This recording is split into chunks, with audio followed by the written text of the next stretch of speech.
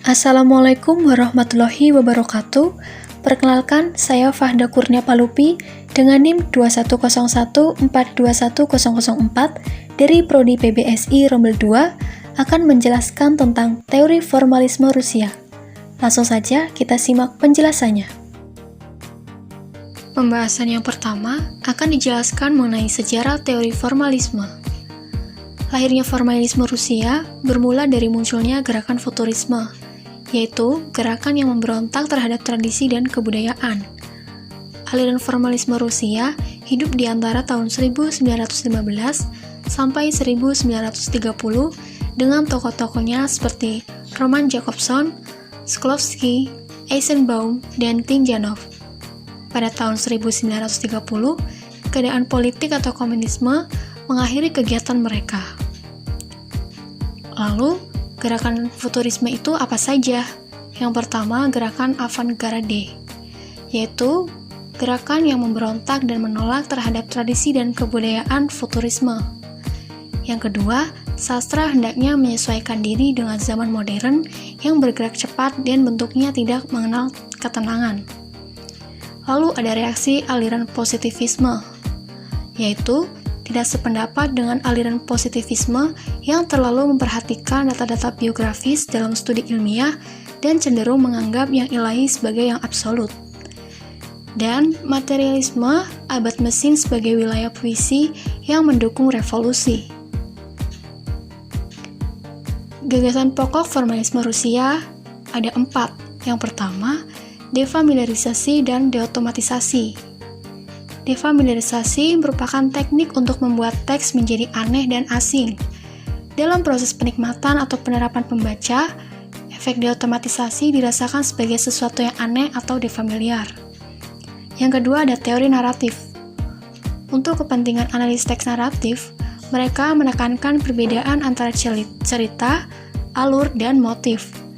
Menurut mereka, yang sungguh-sungguh bersifat kesusastraan adalah alur, sedangkan cerita hanyalah bahan mentah yang masih membutuhkan pengolahan pengarang.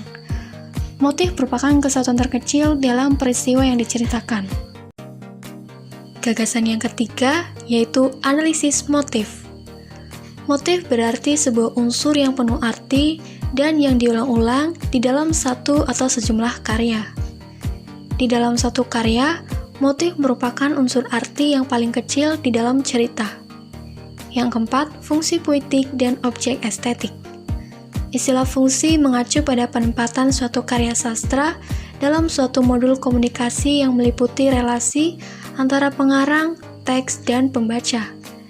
Dalam pemakaian bahasa sastra, fungsi puitis paling dominan. Penjelasan selanjutnya yaitu konsep dasar formalisme Rusia. Yang pertama, konsep formalisme Rusia tentang puisi. Kaum formalis periode awal cenderung mengidentifikasikan kesusastraan dengan kepuitisan. Puisi dipandang oleh kaum formalis sebagai penggunaan bahasa secara menginti. Yang kedua, konsep formalisme Rusia tentang prosa. Menurut Viktor Shklovsky, sastra mempunyai kemampuan untuk memperlihatkan kenyataan dengan suatu cara baru, sehingga sifat otomatis dalam pengamatan dan penerapan pembaca didobrak dengan sarana bahasa.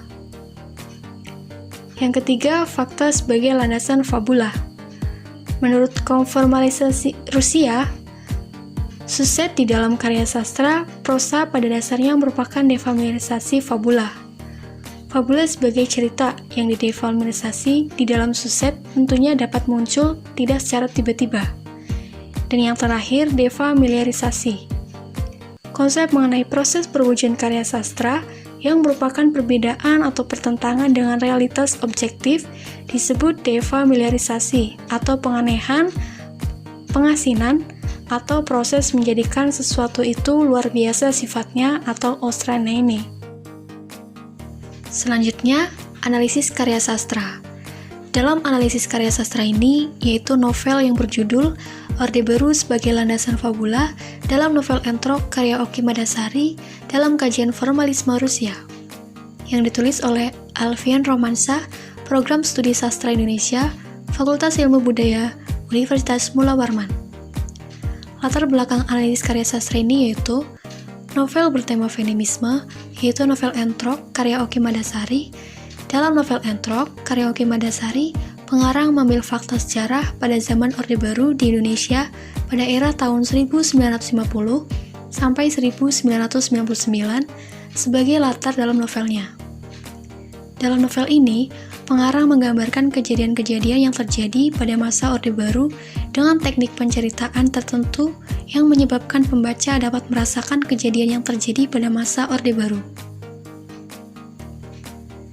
Teori yang digunakan dalam analisis karya sastra ini yaitu teori formalisme Rusia, yaitu konsep mengenai fabula dalam suset.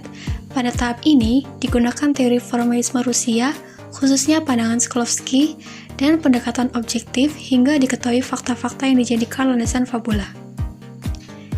Dan bagian yang dianalisis dalam karya sastra ini yaitu novel Entrok karya Madasari adalah peristiwa yang terjadi pada masa Orde Baru. Hal ini ditunjukkan dari peristiwa-peristiwa yang tercantum dalam novel. Peristiwa-peristiwa dalam novel sangat berhubungan erat dengan fakta-fakta yang ada dalam kehidupan nyata. Lalu hasil dari pembahasan karya sastra ini, yaitu contoh fakta peristiwa yang terjadi pada masa Orde Baru yang digunakan sebagai landasan fabula. Yang pertama, pemilihan umum pada masa Orde Baru. Pelaksanaan pemilu pertama pada masa Orde Baru dan kemenangan Partai Beringin atau Golkar digunakan sebagai landasan fabula oleh pengarang. Dan pemilu kedua pada masa Orde Baru berlangsung pada tahun 1977. Pada pemilu kedua terjadi penyederhanaan sistem kepartean di Indonesia. Yang kedua, pembunuhan misterius.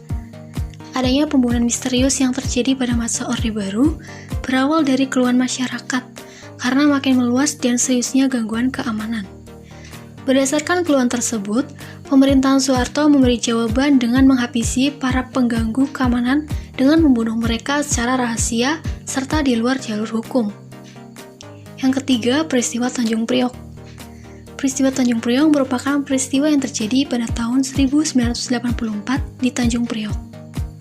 Dalam kerusuhan massal tersebut, umat Islam berhadapan langsung dengan aparat militer yang bersenjata. Puluhan orang tewas dan dalam peristiwa tersebut.